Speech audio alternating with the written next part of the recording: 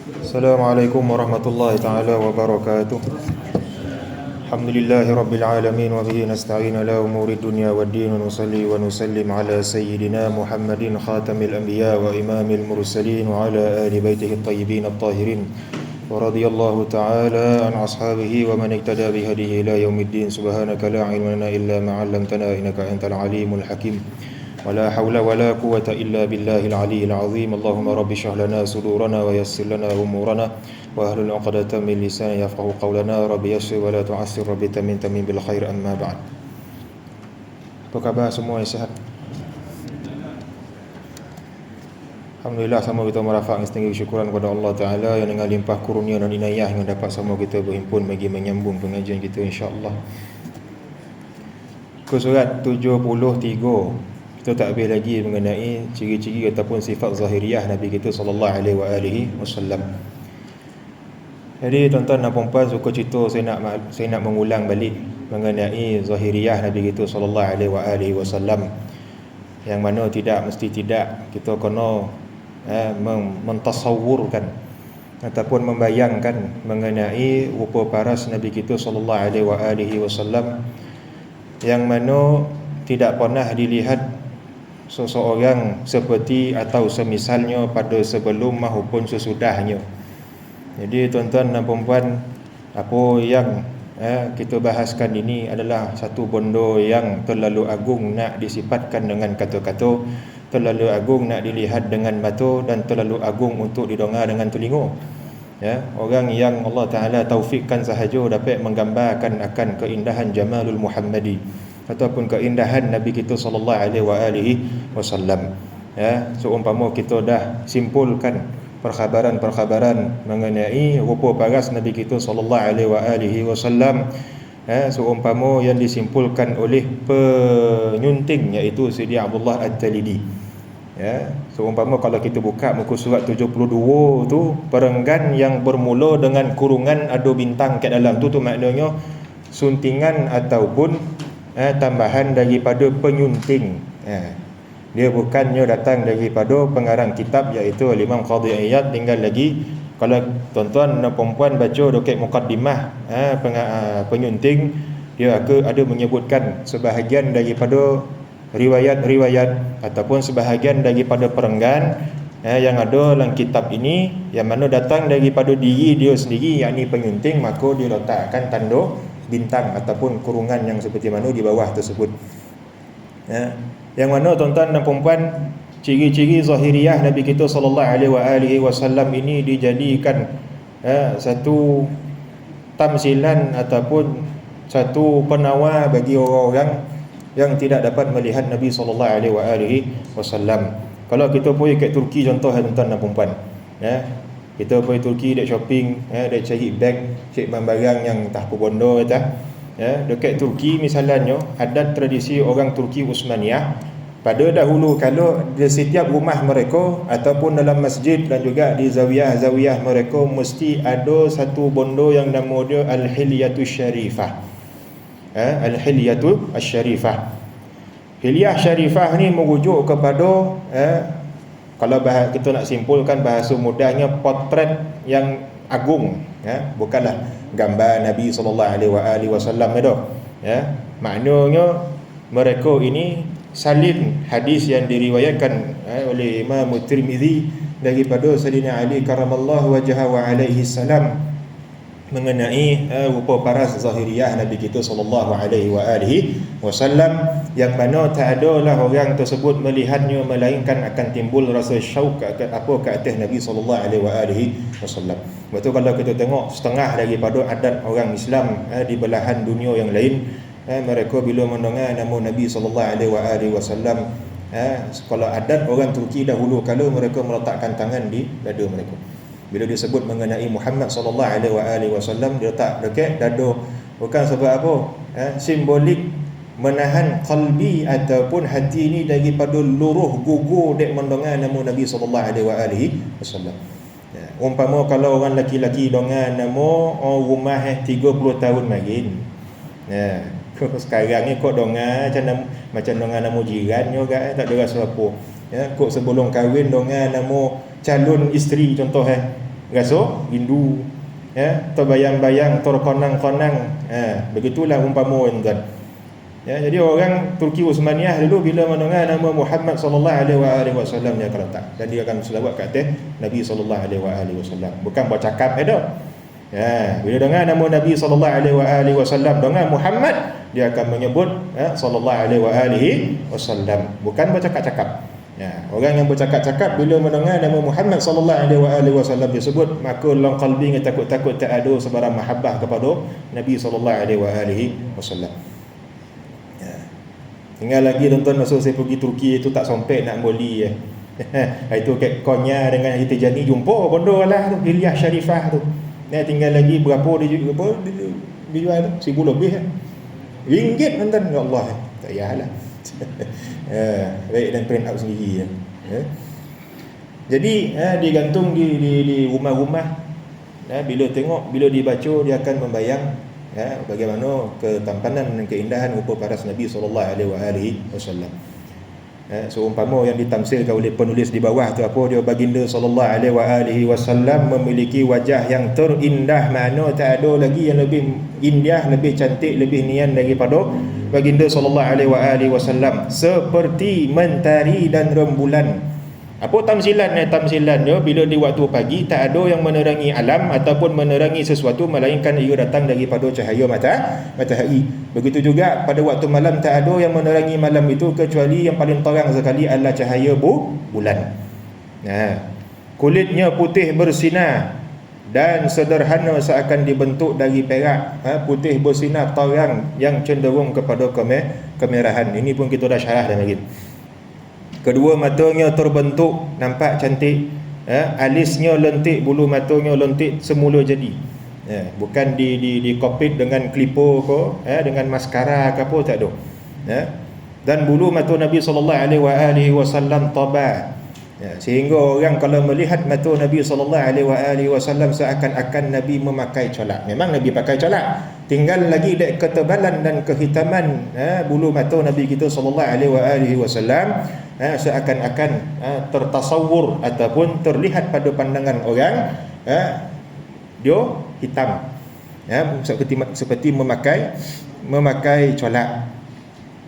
Bibirnya luas, tidak terlalu besar dan tidak terlalu kecil. Mulut Nabi sallallahu alaihi wasallam cantik tersusun.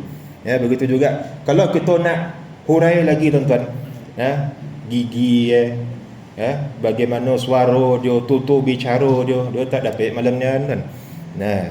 Sebab ilmu mengenai Nabi sallallahu alaihi wasallam ni tak dapat satu malam tu. Tak dapat diceritakan dalam satu majlis. Sebab kita nak bayang, kita nak hadirkan surah Muhammadiyah ataupun gambaran rupa paras Nabi kita sallallahu alaihi wasallam, maka mesti tidak dia memerlukan masa ataupun waktu yang agak panjang lah. Kemudian kedua telapak tangan dan kakinya kasar, dalam setengah riwayat lembut sehingga jikalau dialirkan air di atas telapak kaki Nabi sallallahu alaihi wasallam tersebut, maka dia akan mengalir cantik. Dek licinnya ataupun halusnya tapak kaki Nabi sallallahu alaihi wasallam. Dan tak ada dalam kitab bagaimana rupa tapak kaki Nabi sallallahu alaihi wasallam. Setengah riwayat menyatakan tapak kaki Nabi sallallahu alaihi wasallam ada lengkung. Macam tapak kaki kita ada yang longkungnya macam-macam, ada yang flat foot. Macam saya tuan-tuan, sebelah longkung, sebelah flat foot, betul. Kengkang-kengkang jalan begini. Nak buat macam mana Allah Taala bagi cantik macam tu, syukur jelah. Daripada ada orang tu lahir tak ada kaki. Contoh. Ni kita ada kaki tinggal lagi tak berapa-apa lah kan. Luih benata macam tu je. Tapi tapak kaki Nabi sallallahu alaihi wasallam ada lengkung. Dalam tu tak ada dah. Kedua siku dan telapak tangannya memanjang, bentuk kepala dan tulang belulangnya besar. Maknanya tulang Nabi kita sallallahu alaihi wasallam dan sendinya besar-besar berlaku. Disebabkan tubuh badan Nabi sallallahu alaihi wasallam yang besar. Daging tumitnya sedikit, kedua betisnya berkilauan, rambutnya memanjang ke bahu. Dan rambut ni pun kita dah bahas dah.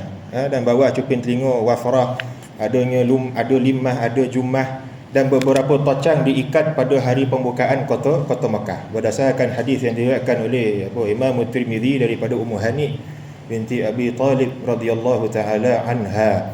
Tocang Nabi kita sallallahu alaihi wasallam, rambutnya itu depan dua dan belakang pun dua. Cuma ada ikhtilaf lah, ada makna, ada kata adakah semua helai rambut Nabi sallallahu alaihi wasallam ditocang ataupun hanya beberapa sahaja sekadar-kadar nak bagi muat topi besi yang dipakai oleh Nabi sallallahu alaihi wasallam. Kalau kita baca dalam hadis riwayat Tirmizi contoh yang Syama'il tu, bab topi besi Nabi sallallahu alaihi wasallam. Nabi masuk ke dalam kota Makkah, sebahagian riwayat kata pakai topi besi, sebahagian riwayat kata pakai sorban warna hitam. Sebab nak bagi muat. Contoh kalau orang rambut ni tuan-tuan, rambut orang ni tak sama pattern ni. Bila makin panjang ada yang makin ke bawah, ada yang makin panjang dia makin kombang. Jadi nak fit kupiah ko sorban ko nak tak nak sama ada. Kalau dia rajin, dia kena minyak rambut ni, kena sikat bagi fit kopiah tu. Ada setengah orang pula diikat. Orang dahulu kalau dia nak pergi porang contoh, kebiasaannya dia akan biarkan sebagai perisai ataupun dia ikat. Kemudian beliau tidak terlalu tinggi dan tidak pula terlalu rendah. Ini mengikut ukuran besar orang Arab. Besar orang Arab. Seperti mana yang telah kita bahaskan, dia kalau nak dibandingkan dengan standard kita orang Nusantara, orang Melayu ni tuan-tuan dan puan-puan, tinggi Nabi kita sallallahu alaihi wasallam. Bulu dadanya memanjang, maknanya tersusun cantik. Bukan makna sehelai itu panjang, tak. Nabi ada sedikit bulu pada bahagian dada ke sampai ke bawah, tapi tersusun seperti satu helai bulu yang panjang. Ataupun mungkin perawi ni tengok tubuh badan Nabi itu mungkin pada waktu itu basah, sehingga seakan-akan nampak tersusunnya bulu-bulu tersebut seperti satu helai. Jika baginda berjalan agak condong ke depan seolah-olah melangkah mantap dari tempat yang tinggi, jalan dengan penuh semangat. Tak macam kita leweh bersela-sela selipar, suksak mengit selipar. Pemalih nak berjalan. Nabi jalan satu langkah semangat. Tapi kebiasaan kita bila berjalan nampak semangat, dia angkat. Kalau kita lesak, kita sapu yo selipar tu bunyi tak sedap lah kan. Apalah jalan macam tu orang mana. Tak kono. Itu bukan jalan Nabi sallallahu alaihi wasallam. Manusia yang paling bersinar, paling pemurah dan paling gagah, paling bersinar zahir dan batin dia. Jadi kalau Nabi duduklah tu keramaian, orang senang nak qana, itu adalah Nabi sallallahu alaihi wasallam. Berkata mereka yang menyifatkannya, lam ara qablahu wala ba'dahu mithlahu sallallahu alaihi wasallam, aku tak pernah melihat seseorang sebelum maupun setelahnya seperti baginda sallallahu alaihi wasallam. Kemudian kata Imam Qadhi Iyad, apa dia?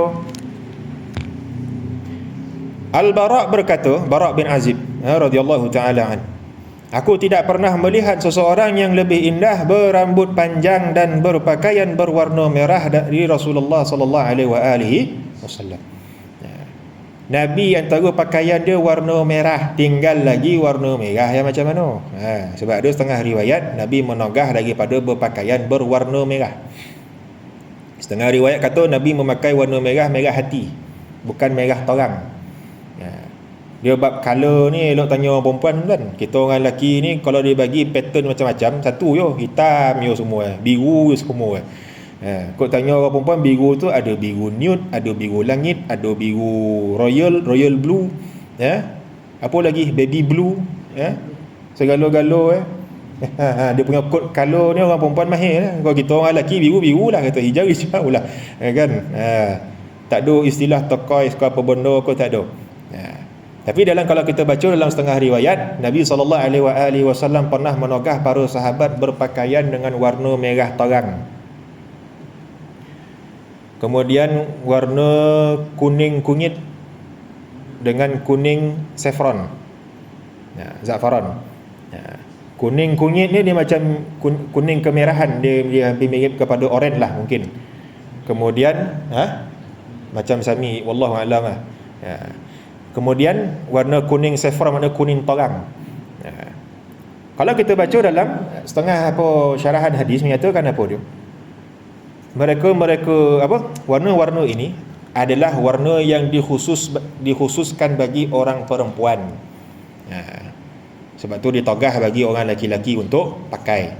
Tinggal lagi bila perubahan zaman dan tak semua orang perempuan pakai warna-warna tersebut, maka setengah fuqaha mengharuskan warna-warna tersebut dengan syarat-syarat tertentu. Contohnya apa dia? Warna merah terang boleh pakai, tinggal lagi jangan dipakai penuh. Sorban merah, jubah merah, jam merah, janggut merah, kasut merah, ridak merah, segala merah berlaku dah macam Santa Claus tu. Warna kuning boleh pakai, tapi jangan kuning semua. Dan ada juga riwayat kata Nabi pernah bersorban dengan warna kuning. Abu Hurairah berkata, aku tidak pernah melihat orang yang lebih indah dari Rasulullah sallallahu alaihi wasallam, seakan-akan matahari berjalan di wajahnya, maknanya terang, bercahaya. Maknanya kulit Nabi sallallahu alaihi wasallam tu menyilaukan pandangan. Jabir bin Samurah pernah ditanya, adakah wajah baginda sallallahu alaihi wasallam seperti padang? Beliau menjawab, tidak, bahkan seperti mentari dan rembulan. Maknanya cantik cantik dan indah umpama mentari dan bulan sallallahu alaihi wasallam. Hadis-hadis mengenai sifat baginda sallallahu alaihi wasallam itu masyhur dan banyak, maka tidak perlu kami memanjangkannya. Dan ada setengah riwayat pula menyifatkan hidung Nabi macam mana, dia tidak terlalu mancung, tidak pesek, dan dekat atas, bahagian atas hidung Rasulullah ni macam ada sedikit tulang yang timbul. Dia macam mana nak lukis jauh mana lah kan, malas nak berdiri. Dia ni dia melengkuk sikit, tapi tak nampak, tak cantik lah, dia sikit je mancung hidung Nabi kita sallallahu alaihi wasallam. Bulu mata kuning tabah, hitam pekat. Anak mata Rasulullah tu hitam pekat. Menunjukkan apa dia? Standard kecantikan anak Adam yang paling tinggi ada pada Nabi sallallahu alaihi wasallam. Sebab tu kata Hasan bin Sabit apa dia? Khuliqta mubarra'an min kulli 'aibin ka'annaka qad khuliqta kama tasha'u. Engkau diciptakan tanpa sebarang aib pada zahir dan batin, seakan-akan engkau diciptakan mengikut sesuka hatimu. Seakan-akan kau minta pada Allah Ta'ala nak diciptakan dengan gambaran yang terindah.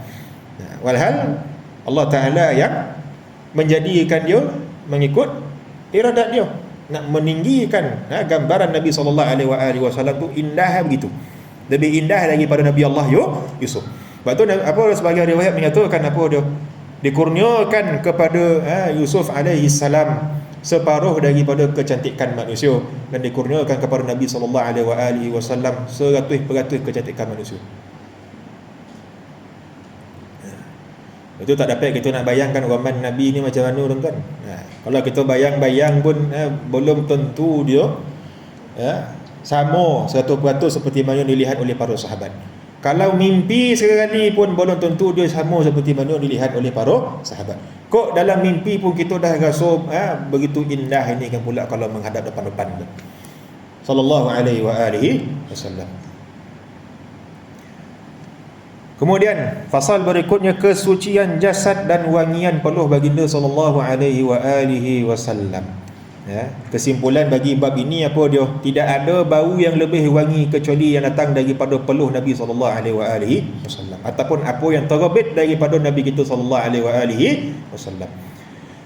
Kata Imam Qadhi Iyad, adapun kesucian tubuh baginda, keharuman peluh dan baunya serta terpelihara dari sebarang kekotoran dan keaiban pada jasad merupakan pengkhususan yang tidak pernah dikurniakan Allah Ta'ala kepada sesiapa pun selainnya sallallahu alaihi wasallam.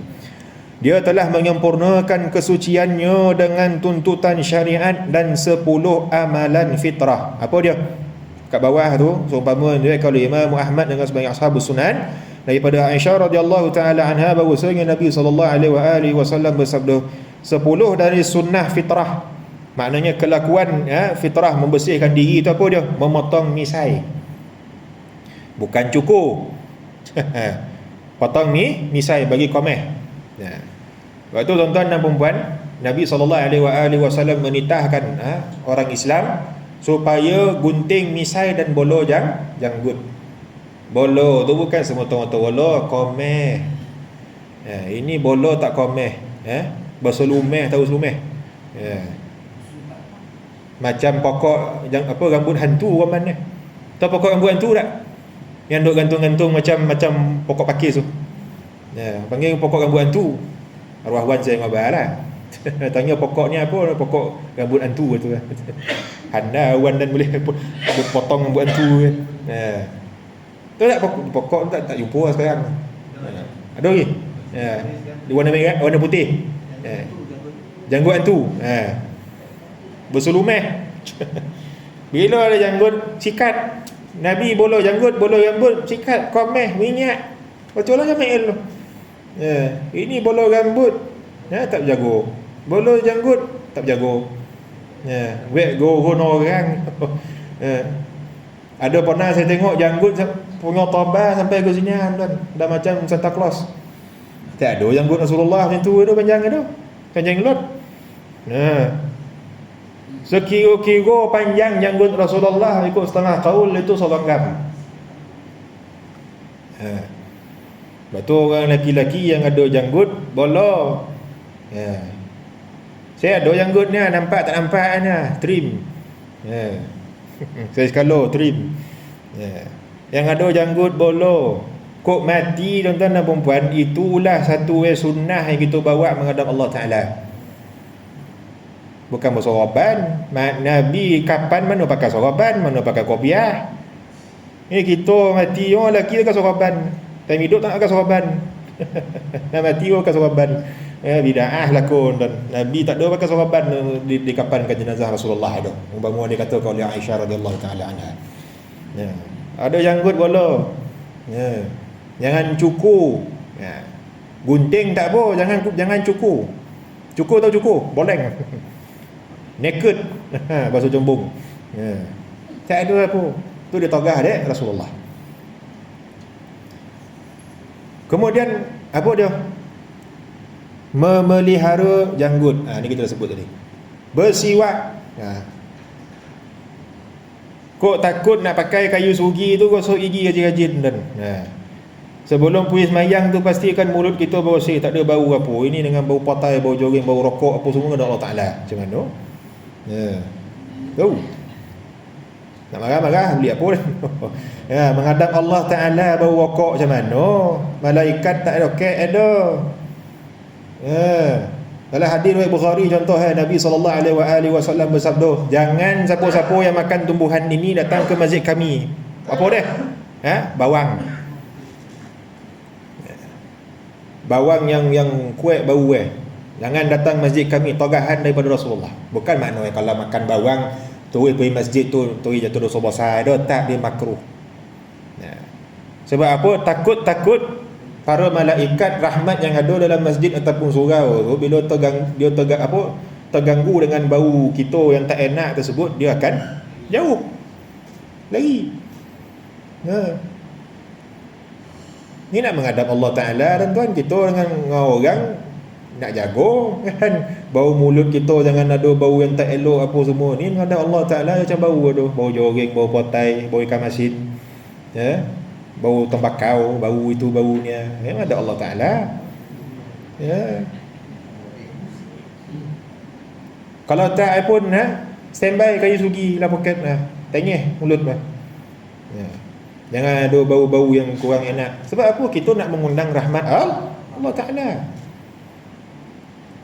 Dah habis semayang nak isap rokok sekotak, isap lah. Dah habis semayang. Ini sebelum semayang nak menghadap Allah Ta'ala. Kalau dah isap rokok tu, tanyalah kalau ada apa benda yang dapat menghilangkan bau tu, supaya sembahyang kita tu pahala lebih. Takut malaikat, bukan takut apa, dia tak suka dengan bau-bau yang kurang enak, yang busuk. Sebab tu kalau kita baca orang-orang sufi punya manaqib, mereka pantang betul bau-bau busuk ni. Jaga penampilan kan. Kemudian apa dia? Memasukkan air ke dalam hidung. Istinsyak. Bila ambil wudu, sunat bila kita sebelum basuh muka, istinsyak. Istinsyak macam mana? Ambil air, masuk ke dalam hidung, lepas tu lurut. Lurut kau hembus kau ikutlah. Dalam sebahagian riwayat kata bila orang bongkar subuh, bila dia masukkan air ke dalam hidung dan dia hembus, maka syaitan yang ada dalam hidung ni keluar kata. Ni tak bongkar sebab apa? Syaitan ada dalam hidung kita lah. Lagi tu kita jarang nak istinsyak sebab apa? Kok salah step, podeh melahu kan. Podeh sampai ke otak gitu. Tuai jago gitu, tak ada tidur habis tu dah. Kemudian apa dia? Memotong kuku. Hari Khamis, hari Jumaat sunat potong kuku. Tengok kuku tu, ini kerana saya heran tengok ada orang 9 kuku cantik, 1 kuku yang panjang. Tak tahu apa yang dia korek dan Kemudian membasuh ruas jari. Ni ruas. Sunat basuh ruas jari masa bila? Sebelum ambil wudu.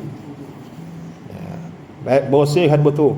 Kemudian masa bila lagi? Masa bongkar daripada tidur. Nabi mengabarkan apa dia? Bila orang bangun daripada tidur, hendaklah dia membasuh ruas jari dia, sebab kalian tidak tahu masa kalian tidur tu tangan kalian tu ada di mana. Maksudnya apa? Kita tak tahu tangan kita tah garu ke wondo kan. Bondo-bondo kotor ke wondo. Jaga kebersihan. Kemudian mencabut bulu ketiak. Ini saya jazam semua orang tak akan buat dah. Cukur. Kok cabut tuan-tuan, monitik air mata.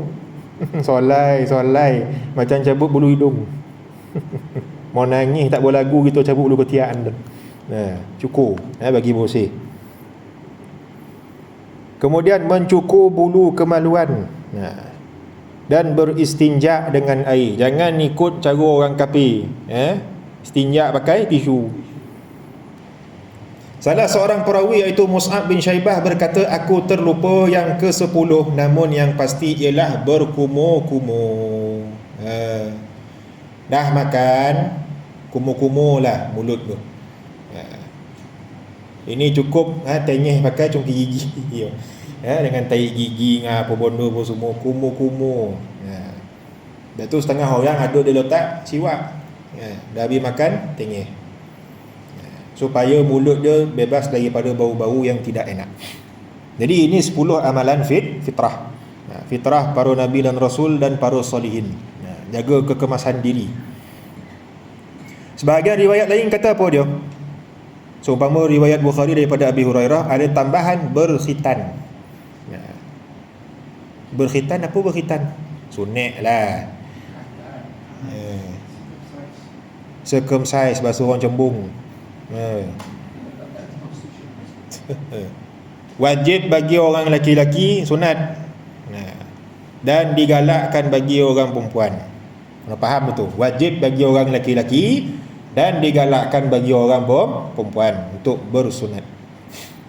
Tapi tuan-tuan, bila kita bangkit daripada kubur besok, bila pergi padang mahsyar, semua zahiriah kita akan kembali seperti mana kita lahir. Faham makna kita akan dibangkitkan seperti mana kita dilahirkan. Komplit. Kok marin pernah potong ado. Faham makna ibarat Kemudian diriwayatkan oleh Muslim daripada Anas radhiyallahu taala anhu, beliau berkata, aku tidak pernah mencium bau anbar atau kasturi. Anbar ni kalau dalam bahasa Inggeris ada yang ngabarkan amber. Kan? Ha? Muntah paus kau amber ni. Ya? Wallahu alam, orang kalau dia gomah kumpul minyak wangi tahulah macam mana nak bau amber, macam mana nak bau kasturi ni. Ya. Dan kasturi ni saya sampai hari ni tak tahu dia punya asal dia daripada apa. Ya. Saya makin kocik-kocik bila baca kasturi ni, limau kasturi dalam kepala otak saya. Dia bukan. Dan bukan pula saya tak rasa dia kasturi kijang. Dia kasturi tapi bahan itu daripada apa?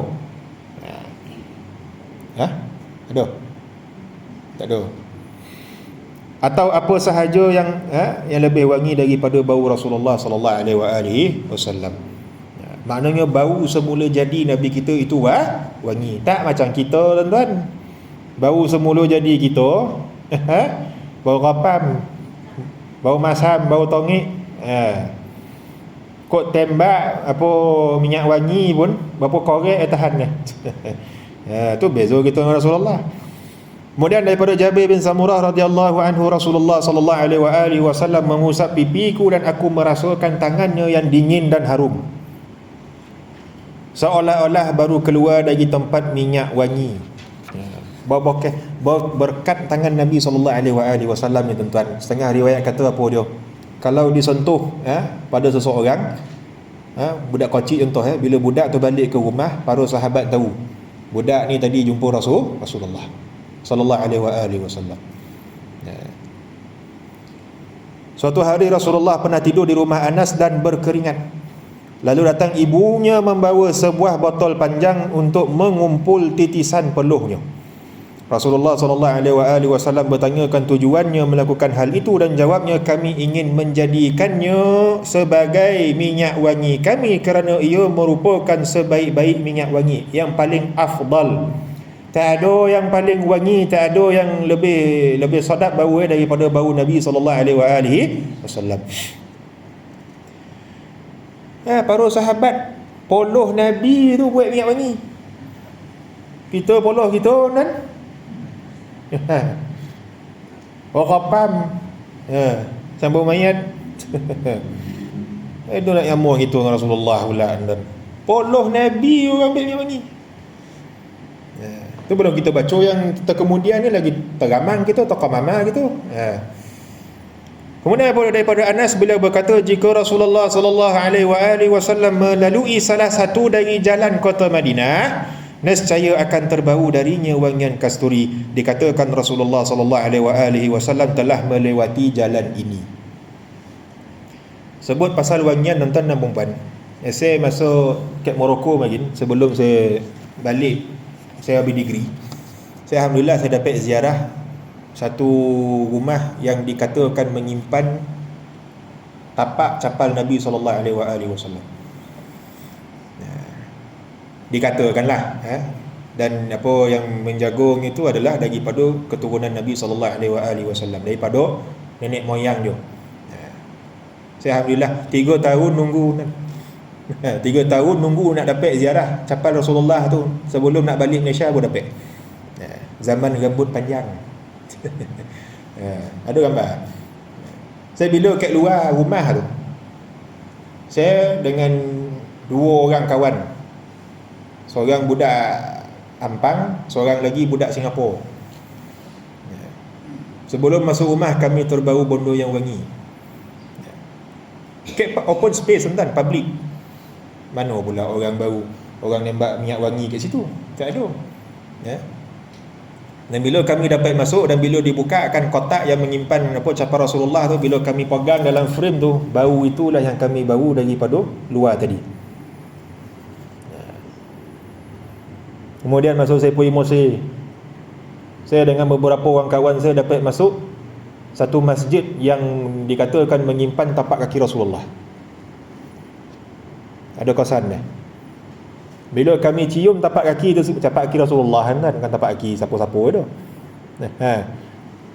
Bila cium bau tapak kaki tersebut bau wangi. Tak tahulah, saya ada kot penjaga dia pagi-pagi mengkojol letak minyak kat situ ke apa benda kan. Bau wangi. Manunya apa benda tuan-tuan? Barakah Nabi tu masih ada sampai hari ni. Sebab tu kalau pergi mana-mana lah tempat-tempat yang dikatakan ada menyimpan barang-barang Rasulullah ni, pergi. Tah yoko tidak, pergi lalu. Ni yoko, tak apa bodoh tah. Orang lain dapat ambil berkat, engkau tak ambil berkat betul. Rugi. Contoh kalau tuan-tuan pergi Mesir contoh pergi makam Sayyidina Husin. Dekat Kahirah tu seorang Masjid Azhar tu. Dia ada bau dia yang tak sama dengan bau kat tempat lain. Dia bukan bau bohor ke, bukan bau apa. Dia satu bau yang saya tak dapat nak describe lah. Orang ngabarkan apa, dia bau tu datang daripada cebisan baju yang tersimpan, baju Rasulullah yang tersimpan kat masjid tersebut. Dekat Masjid Sayyidina Husin tu ada satu ruang, nama dia Al-Hujratun Nabawiyah Asy-Syarifah. Bilik yang menyimpan barang-barang Nabi SAW. Saya dapat sekali pintu tu terbuka, saya dapat tinjau kat dalam, tak boleh masuk sebab dia untuk orang-orang kenamaan sahaja. Dekat dalam tu, kalau dekat gambar saya tengok ada simpan yang dikatakan colak Nabi, potongan tongkat Nabi, sebilah pedang Nabi, sehelai ataupun sehelai janggut, 3 helai rambut, kemudian cebisan daripada jubah ataupun baju Nabi SAW. Dan dikatakan bau yang menerpa dekat dalam masjid Masjid Sayyidina Husin tu datang daripada bau baju Nabi SAW. Cerita-cerita orang sana lah. Tuan-tuan kalau tak percaya, tuan-tuan pergilah sendiri. Nak bawa saya pun boleh. Tapi nak kata apa, kalau ada tempat-tempat yang walaupun dikatakanlah menyimpan barang-barang Rasulullah, usahalah pergi dengan husnul i'tiqad, dengan sangkaan yang baik. Kau betul-betul lah dapatlah kita berkat kan. Kau tak betul, yang bohongnya siapa? Orang tu lah kan. Dia tak rugi apa benda tu. Pergi ziarah, ambil berkat kan. Tinggalan-tinggalan orang soleh, khususnya tinggalan Nabi SAW. Terkait dengan hal ini, seperti yang diriwayatkan dari hadis Ali alaihi salam, katanya, aku telah memandikan Nabi SAW, lalu aku mencari sesuatu yang biasa dicari pada mayat, yakni kotoran. Namun aku tidak menemuinya. Ya tuan-tuan, kalau orang mati contoh ghalibnya mesti ada najis, tapi ini tidak ditemukan pada Nabi SAW. Aku berkata, yakni Sayyidina Ali, tibta hayyan wa tibta mayyitan, engkau baik pada masa hidup dan wafatmu ya Rasulullah sallallahu alaihi wasallam. Demikian juga perkataan Abu Bakar radhiyallahu anhu pada baginda tak kala beliau mengucup baginda sallallahu alaihi wasallam. Dan tuan-tuan dan puan-puan, Nabi dimandikan dengan pakaian dia. Beza dengan kita mandi boleh. Pernah berlaku perselisihan di kalangan mereka, nak mandikan jenazah Rasulullah ni macam mana? Kan, takkanlah kita nak buka kan. Perkataan tu tak cantik sangat lah kita nak guna kan, tapi tak faham sendirilah, takkanlah kita nak dedah kan. Sehinggalah setengah riwayat kata mereka semua tertidur, ataupun setengah riwayat kata dalam keadaan jaga, terdengar satu suara daripada penjuru bilik yang ada jenazah Nabi kita sallallahu alaihi wasallam. Dengar satu suara kata, mandikan dia dengan pakaian dia. Maka dimandikanlah Nabi kita sallallahu alaihi wasallam dengan pakaian dia, berbaju. Baju yang sama ketika Nabi wafat, itulah yang dipakai ketika dimandikan dan dikebumikan. Mulia Nabi kita sallallahu alaihi wasallam. Kemudian begitu juga Abdullah bin Zubair radhiyallahu taala anhu telah meminum darah bakam Nabi sallallahu alaihi wasallam. Dan baginda bersabda, celakalah kamu dari manusia dan celakalah manusia darimu, dan baginda tidak mengingkarinya. Tapi tuan-tuan, ada beberapa pihak dia ngabarkan dia ada simpan darah bakam Nabi. Dekat mana ustaz? Dekat selatan, saya tak nak sebut tempat dekat mana. Makin dia ada buat tour, pergi Shah Alam, pergi apa, ada nak buat kat Masjid Sendayan, makin apa semua, grup yang sama. Tengok abang kan membongak lah kata ni. Macam-macam lah saya kritik pasal pameran tersebut, dan saya tak rasa barang yang disimpan tu adalah barang Rasulullah. Tengok abang, oh ni dikatakan darah bakam Nabi. Mana kau tu? Apa sanad dia? Ya? Siapa yang menyimpan dia? Dia dapat daripada siapa? Ada rekod pula. Ya. Dan darah bakam Nabi SAW ni tak sama macam darah manusia biasa. Ya. Dalam hadis Tirmizi contoh Nabi bakam, hadis yang panjang ni kan. Nabi suruh Abdullah bin Zubair buang darah tu di tempat yang orang tak nampak. Jadi Abdullah bin Zubair membawa sampai dekat satu tempat. Akhirnya dia minum. Ni darah Nabi, bukan darah siapa tu. Minum. Dan balik Nabi tanya, apa yang kau buat dengan darah tu? Aku buang di tempat yang orang tak nampak, kata. Secara teknikal ni memang betul lah jawapan dia. Lepas tu Nabi kata apa? Barangkali kau telah meminumnya. Ada tak Nabi kau apa? Kau minum najis, engkau buat benda bid'ah, engkau buat syirik, engkau buat benda khurafat, engkau buat tu banyak. Ada ke? Ada. Nabi tak ingkar. Tinggal lagi Nabi apa? Tak berapa setuju sebenarnya. Tapi Nabi tak adalah khabar berdosa, haram. Kemudian apa Rasulullah khabar? Wailul laka minan nas wa wailun nasi mink. Ya, malanglah manusia engkau daripada manusia, dan malanglah manusia daripada engkau. Mengisyaratkan kepada apa? Fitnah yang berlaku kepada Abdullah bin Zubair yang menyebabkan dia dan pengikut dia terkorban. Cerita panjang lah, tak sampai nak cerita malamnya tu. Kemudian ini yang paling apa tuan, kita taqamama baca riwayatnya daripada Hakimah bin Umaymah bahawa ibunya, iaitu Raqiqah binti Khuwailid radhiyallahu an, maknanya anak saudara kepada Khadijah binti Khuwailid alaihassalam. Kata dia apa dia? Dahulu Nabi SAW mempunyai bekas yang diperbuat dari pelepah tamak, dan baginda gunakan untuk membuang air kecil dan diletakkan di bawah katilnya. Suatu hari baginda mencari bekas tersebut namun tidak menjumpainya. Baginda bertanya, di manakah bekas itu? Mereka berkata, telah diminum oleh Barakah, yakni pembantu kepada Ummu Salamah radhiyallahu anha yang datang bersamanya dari Habsyah. Lalu baginda SAW bersabda, sesungguhnya dia telah terpelihara dari api neraka. Tuan-tuan, apa benda yang terbit daripada Rasulullah ni bukan najis macam kita tau. Nabi tak ada khabar pun dia dah minum najis. Hasya wa kallah. Sebab tu kalau sahabat ni tuan-tuan, air konceng Nabi. Ini baru sebahagian tau. Ini baru sebahagian. Kalau yang teks yang penuh daripada kitab Asy-Syifa tu, daripada hadis riwayat Aisyah, dan tidak dimasukkan dalam terjemahan. Aisyah bila masuk ke dalam bilik tempat Nabi qada hajat, bau wangi sama bak. Kita masuk jamban bau wangi sebab dah berak tu kita tembak perfume. Air freshener ke apa benda ke kan. Tapi bila Aisyah masuk di tempat Nabi qada hajat tersebut, tak ada kesan kecuali bau wangi yang semerbak harum dia.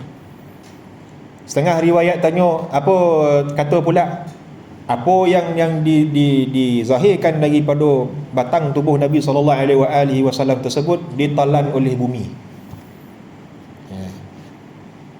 Khususiat bagi Nabi kita SAW. Tu tuan-tuan, Nabi kita SAW, air konceng dia pun diminum oleh para sahabat, darah dia pun diminum oleh para sahabat. Kahak dan ludah Nabi berebut-rebut, para sahabat ambil lap kat muka. Macam kita orang rumah kita tak ada pun nak berebut-rebut air wuduk kita kan. Sahabat, kalau setengah riwayat kata Nabi bila ambil wuduk, berebut-rebut sahabat menadah bekas air wuduk Nabi SAW seraya dilap pada tubuh badan mereka. Nabi ludahan Nabi tersebut disapu pada wajah mereka. Tak ada jijik apa benda tentang, sebab yang terbit daripada Nabi SAW. Ya. Lepas tu jangan samakan diri kita dengan Rasulullah. Konceng Nabi wangi, diminum oleh sahabat. Konceng kita wangi dek manis hendak. Ya, bersamut. Ya, itu pun kok minum kopi bau kopi lah. Kok minum Milo bau Milo hendak. Ya. Tak ada yang terbit keluar daripada tubuh batang Nabi kita sallallahu alaihi wasallam ni kecuali yang wangi, yang apa? Apa lagi nak cakap? Yang wangi, yang tak, yang bersih. Nak kata suci pun yalah, maknanya tak ada benda yang kotor lah terbit daripada Rasulullah. Semuanya wangi. Itu beza zat Nabi kita sallallahu alaihi wasallam. Demikian takrir Rasulullah sallallahu alaihi wasallam mengenai perbuatan meminum darah dan kencingnya tanpa menyuruh si peminum untuk membasuh mulutnya. Takrir, apa makna takrir? Satu perbuatan yang Nabi tak suruh, Nabi tak togah, Nabi diam. Nabi tak suruh, Nabi tak togah, tapi Nabi diam. Contohnya Khalid Al-Walid makan biawak dhab. Nabi tak makan, tapi Nabi tak suruh, Nabi tak togah. Itu dia bukan takrir. Mana kita tak boleh ngabarkan sahabat ni buat benda yang haram. Nabi tak khabar haram. Dan Nabi pun tak suruh. Ia menandakan kebersihan dan kesuciannya. Barang yang terbit daripada Nabi kita sallallahu alaihi wasallam itu bersih dan suci. Inilah pandangan sebahagian ulama dan para imam. Fasal ini juga terkait dengan hadis Ibnu Abbas radhiyallahu taala anhuma, bahawasanya Rasulullah sallallahu alaihi wasallam tidur hingga terdengar bunyi dengkuran. Lalu baginda bangun dan menunaikan solat tanpa berwuduk, kerana baginda terpelihara dari sebarang kekotoran dan noda dalam tidurnya sama seperti ketika berjaga. Tinggal lagi Nabi berdongkur, tuan-tuan, tak macam kita. Ya, kita berdongkur macam gajah bunyi. Macam enjin kereta lama. Dengkuran yang dimaksudkan di sini dengkuran yang ringan. Sehingga sebagian macam Ibnu Abbas kata terdengar daripada dada Nabi sallallahu alaihi wasallam itu satu bunyi macam cerek, macam apa, air menggelagak. Dia bukannya berdongkur macam kita apa bunyi yang tak sedap bunyi dia dengkuran yang ringan. Bila Nabi tidur, Nabi bangun, Nabi terus mayang tak ambil wuduk. Apa Ibn Abbas tanya, ya Rasulullah, apa semua ni? Dia ngabarkan apa dia, sesungguhnya hanya kedua mataku yang tidur, tapi hatiku tak tidur. Kita tuan-tuan, ya, time tidur mata lelap, hati pun lelap. Time mata jaga, hati pun lelap. Sama je. Tu kita tuan-tuan. Nak banding dengan Rasulullah, mimpi lah. Wallahu ta'ala a'lam wa ahkam. Nak syukur tu. Ada soalan? Jadi tuan-tuan, apa yang terbit daripada Nabi SAW ni berkat. Berkat, tak ada yang kotor, tak ada yang tohor. Bayangkan minum air konceng Rasulullah, Nabi ngabarkan, beritahu dia telah memelihara dirinya daripada api neraka.